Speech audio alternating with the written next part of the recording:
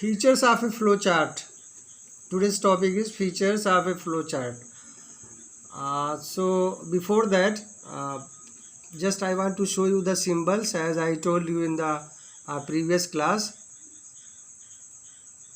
These are the symbols, different types of symbols. I think you have remembered it. Here are different types of the symbols. So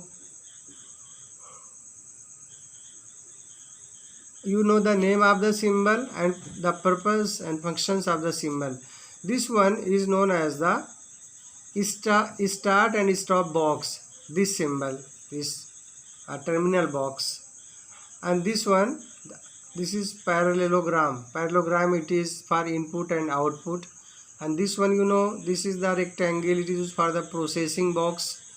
This is diamond box, is known for the decision and condition box. The flow lines and the connectors. The different symbols are used to create the flow chart. So here, features of flow chart.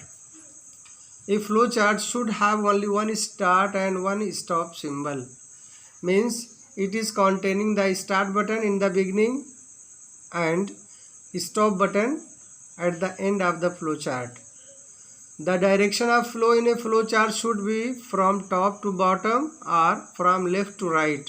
Top to bottom means it is coming from the upside to downside, or we can flow the lines that the action of the flow chart that from the left to right side, not from the right to left.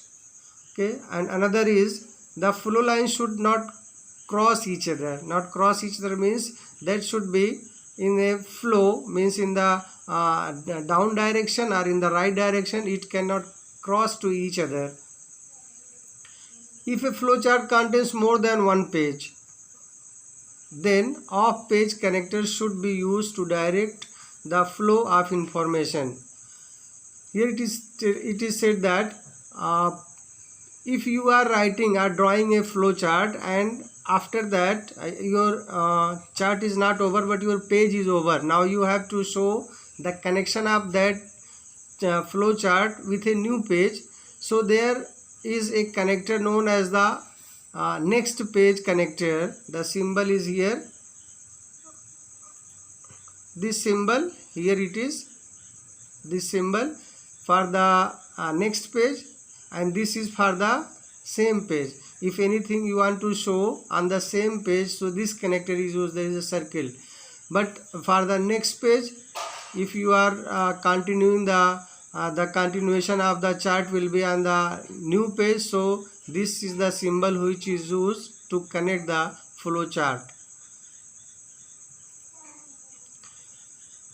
So here, flow chart for making tea. Suppose you want to make a cup of tea. So what are the process? How can we make a cup of tea? By the help of a flow chart we have to show. So what to do? This is compulsory line. The first one is start. Start and stop. I told you this is the start button. This is start button. Start button is the first line to draw a flow chart. After that, this is the down arrow key. This is showing the flow. First it will be start, then what will happen? Then the next step will be this, it is shown by the arrow lines. It is shown by the arrow, down arrow. First one, your flow chart is started. The next topic, the next step is what to do. First, take a pan, water, sugar, tea leaves and milk. So the ingredients, the things, what are the necessary to make a cup of tea. First we will take this one. So this is input. Inputs means the data, whatever we are having to explain, we are having to add, calculate or whatever. So these are the shown by the parallelogram. So this is the input: pan, water, sugar, tea leaves and milk. This is in the parallelogram. And this one, another line, it is showing after putting these things, what we have to do, just we have to process it by the help of the down line. It is shown after this process, this will be done. That is, put pan on the gas burner and pour water into it. After that, the next one is This is processing. First it will happen, then it will happen. This is processing, and this one is the input. So the processing are shown in the rectangle. Turn on the gas. Turn on the gas. Then the next process will be put some tea leaves when water boils. The next step will be put some sugar and add milk. Then after processing, take off the pan. These are the processing. First this like that we will go forward. And now here you have completed the processing. After processing, take off the pan, sieve it in a cup and serve the hot tea. This is output. So input and output we have to show by the help of the parallelogram. So this is the symbol which is used to output, to show the output or to input. So here it is output, and in the beginning here it is input. So input is shown in the parallelogram and output in the parallelogram, and these are the processing shown in the rectangles. And finally, when the task is completed, so what to do? Just to have to write the stop. It is also the terminal box.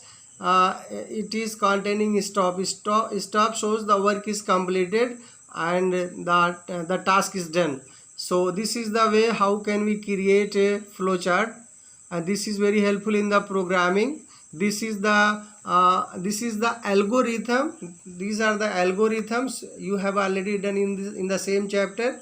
The algorithms written in the boxes showing by the help of some pictures is known as the flowchart. So I hope that you will remember it properly, and we will meet you in the next class again. Thank you very much.